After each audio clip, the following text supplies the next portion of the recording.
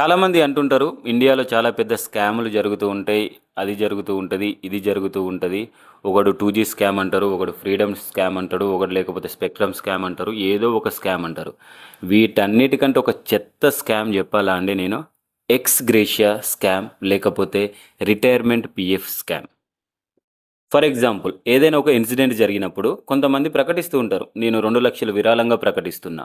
అరే బాబు, నువ్వు ప్రకటిస్తున్నావు, ఆ ప్రకటించింది పట్టుకొని అభిమానులు కానీ లేకపోతే వాళ్ళ కార్యకర్తలు కానీ ఓహో మా నాయకుడు ఇది, ఓహో మా నాయకుడు అది అని అంటారు. కానీ ఆ ప్రకటించిన ఎక్స్గ్రేషియా కానీ లేకపోతే ఏదైనా రిటైర్మెంట్ ఫండ్ అనేది ఎంతమంది ప్లేయర్స్ దగ్గరికి, ఎంతమంది విక్టిమ్స్ దగ్గరికి చేరుతుందని ఎవరైనా క్వశ్చన్ చేస్తారా?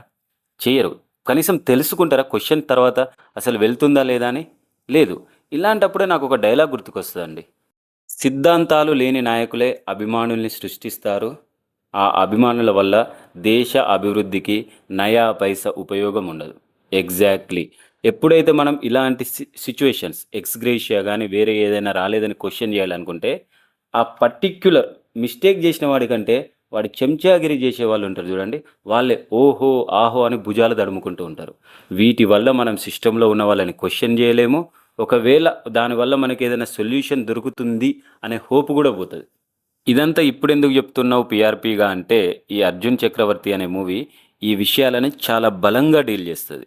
దీనివల్ల రిటైర్ అయిన ప్లేయర్స్ కానీ కొంతమంది విక్టిమ్స్కి ప్రకటించిన ఎక్స్గ్రేషియా కానీ లేకపోతే రిటైర్మెంట్ పింఛన్ అంటారో లేకపోతే రిటైర్మెంట్ శాలరీ అంటారో కానీ అది దొరకకపోతే వాళ్ళు ఎలాంటి ఇబ్బందుల్ని ఎదుర్కొంటారు, లేకపోతే వాళ్ళకు కొన్ని కోరికలు ఉంటాయి కదా, కొన్ని డ్రీమ్స్ ఉంటాయి కదా రిటైర్మెంట్ తర్వాత, అవి వాళ్ళని అచీవ్ చేయలేకపోతున్నారు అనే దాన్ని బలంగా చూపిస్తుంది ఈ మూవీ.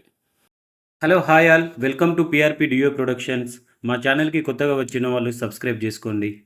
ఈ మూవీ గురించి తెలుసుకునే ముందు నేను ఈ స్క్రీన్ మీద కొన్ని డిస్ప్లే చేస్తా, ఒక ఇమేజ్, అది చూడండి. చూసిన తర్వాత మనం ఈ మూవీ రివ్యూలోకి వెళ్దాం. చూశారు కదా, చూసిన తర్వాత మీకు ఒక క్లారిటీ వచ్చి ఉంటుంది. ఇది అవార్డు విన్నింగ్ ఫిల్మ్, అది కూడా 2024లో, కానీ ఇది రిలీజ్ అయింది మాత్రం 2025లో. ఈ మూవీ గురించి చెప్పాలంటే ఇది రియల్ లైఫ్ ఇన్సిడెంట్స్ మీద బేస్ అయిన మూవీ. అండ్ ఈ మూవీ చూసిన తర్వాత నాకైతే చాలా బాగా నచ్చింది. ఇక స్టోరీలోకి వెళ్తే, ఒక కబడ్డీ ప్లేయర్, అది మన నాగులయ్య అనే ఒక వ్యక్తి అంట, నాకు కూడా కరెక్ట్గా తెలియదు, అతనిది మన నల్గొండ డిస్టిక్ అంట. సో మూవీ స్టార్ట్ అయిన తర్వాత ఒక 40 మినిట్స్ వరకు ఇది ఒక రెగ్యులర్ నార్మల్ మూవీ అని అనుకున్నా నేను. ఆ ఫ్లాష్ బ్యాక్ పోర్షన్స్ కానీ లవ్ పోర్షన్స్ కానీ చూసి ఇది నార్మల్ మూవీ ఏమో అని అనుకున్నా. కానీ అప్పుడు స్టార్ట్ అయిందండి మూవీ. ఇంటర్వెల్ దగ్గర నుండి మూవీ స్టార్ట్ అవుతుంది. మూవీ ఫస్ట్ హాఫ్ అయిపోయిన తర్వాత ఒక complete super mind blowing experience ఇచ్చింది నాకైతే. ఇలాంటి మూవీకి ఎందుకో అండి ప్రమోషన్స్ సరిగా చేయరు, జనాల్లోకి ఈజీగా తీసుకెళ్లరు. ఇది థియేటర్లలో రిలీజ్ అయినట్టు కూడా చాలామందికి తెలియదు. అమెజాన్ ప్రైమ్లో వచ్చిన తర్వాత మాత్రమే తెలుస్తుంది. అదే బైసన్ లాంటి తమిళ్ మూవీకి మాత్రం ఓ తెగ ప్రమోషన్స్ చేస్తారు. ఆ మూవీ చూసిన తర్వాత ఈ మూవీ చూసిన తర్వాత నాకు అర్జున్ చక్రవర్తి ఈజ్ బెటర్ అనిపించింది. ఒక ప్లేయర్ రిటైర్ అయ్యి స్పోర్ట్స్ అకాడమీ స్టార్ట్ చేద్దాం అనుకున్నప్పుడు ఈ మూవీలోకి కాన్ఫ్లిక్ట్ పాయింట్ వస్తుంది. మన గవర్నమెంట్ ఎంప్లాయీస్ కానీ కొంతమంది స్పోర్ట్స్ అకాడమీలో ఉండే మేనేజర్స్ కానీ ఎలా కరప్షన్ చేస్తున్నారు, రిటైర్ అయిన ప్లేయర్స్ని ఎలా డీల్ చేస్తున్నారు అనే దగ్గర నుంచి మూవీ ఓ రేంజ్లో ఉంటుంది. సో ఇది మనకు రియల్ లైఫ్లో జరిగే ఇన్సిడెంట్స్ని కళ్ళకు కట్టినట్టు చూపెట్టారు. ఇది నీకెలా తెలుసు అని అంటే, మనం బయట సోషల్ మీడియాలో కానీ న్యూస్ పేపర్లలో జరిగే ఇన్సిడెంట్స్ మాత్రం ఇవి అలానే ఉన్నాయి. ఇది రియల్ లైఫ్ స్టోరీ కాబట్టి నేనైతే నమ్మిన. మీరు మూవీ చూసిన తర్వాత నమ్ముతారో నమ్మరో మీ ఇష్టం. హీరోగా చేసిన విజయ్ రామరాజు చాలా బాగా యాక్ట్ చేశాడు. And Ajay Ghosh and Dayananda Reddy and heroine, వీళ్ళందరూ సినిమాకి చాలా బాగా ఉపయోగపడ్డారు. అండ్ వాళ్ళకి ఇచ్చిన రోల్స్ కూడా చాలా బాగా డీల్ చేశారు వాళ్ళు. So hats off to them. ఇక మ్యూజిక్ విషయానికి వస్తే 2-3 సాంగ్స్ బాగున్నాయి.